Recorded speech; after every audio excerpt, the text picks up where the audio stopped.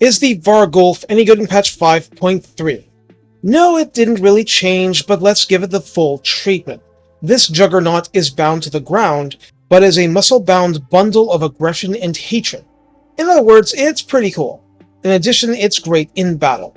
Recruited for 1400 dark magic and 350 upkeep, the Varghulf is a single entity coming in with 8,248 health on Ultra unit scale. Armor is 40, which is better than Felbats and Varghulfs, but it's only 40. There are no base resistances. Leadership is a huge pain point with this unit, being only 45 to start with. Speed 80 and charge speed 95 are pretty formidable, meaning this unit is meant to flank or to crash the lines with great velocity.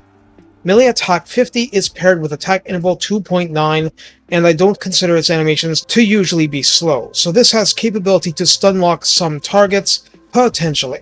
That won't happen with a foot character, they'll just get knocked down a lot, and knockdown means no damage, so keep this in mind. A Varghulf can take a target out of the fight easier than killing it quickly, at least where characters are concerned. Splash target size is medium, so normal cavalry on down, and the max targets damaged is 4, which is fairly narrowly targeted for better and worse.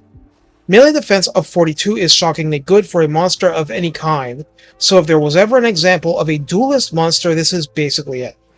Weapon strength 310 is split between base 105 and armor piercing 205, which is good for banging against heavily armored lords and units generally, but there are things in this game with much higher weapon strength than this. On the other hand, it attacks fast. Charge bonus starts at 50, which is very decent, and mass is 2700, which is fitting for a lean but powerful monster. It should pull out of brawls regularly, but not nearly as well as many other large single entities, resulting in relative ease of tar pitting. Relative. A lot of the features aren't new, but the Varghulf is now immune to flanking, meaning that being tar pitted itself isn't resulting in morale penalties it otherwise would have, and surrounding it was of course one way to get it to start crumbling like nobody's business. This is a siege attacker wanting to munch on gates, and causes both fear and terror, has the hunger for in-melee sustain, and that's it for the basics. You might have expected frenzy, but it isn't here. In the Redland skills, we're once again using Creatures of the Night. At 3 pips, granting weapon strength plus 12%, and charge bonus plus 12 flat, so 50 goes to 62. That's not much of a proportional boost to weapon strength, but it is a nice fat increase to melee attack on the charge.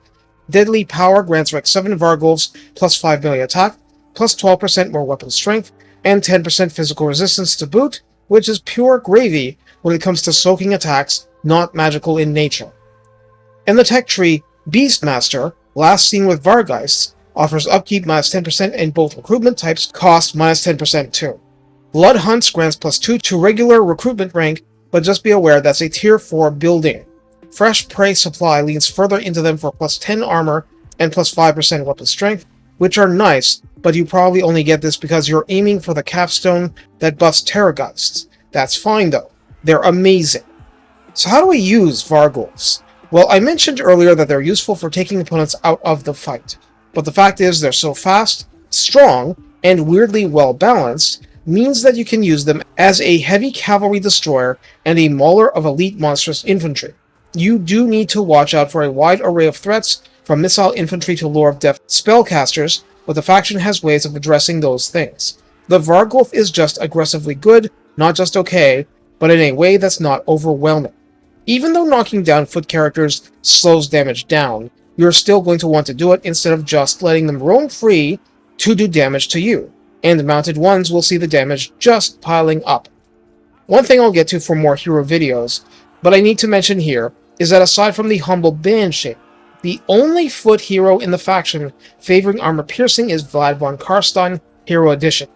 The only foot lord, aside from Vlad, Lord Edition, is the Strigoi Ghoul King. You need armor piercing support from the unit roster to make battles efficient.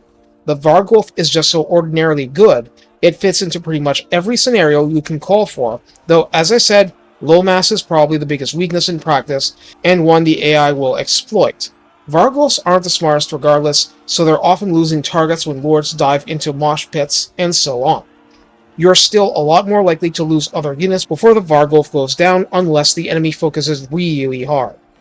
I usually have other options, but in a pinch, the Varghulf can waste artillery ammo a fair bit too. Finally, the low leadership pain point can be addressed with a quote-unquote vampire hero character spec'd into leadership boosting in the yellow line.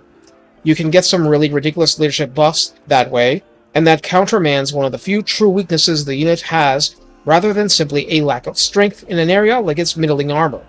People might miss this one, so I wanted to point it out. Take care and have fun unleashing guerrilla warfare on your enemies. It's close enough for the wisecrack to work.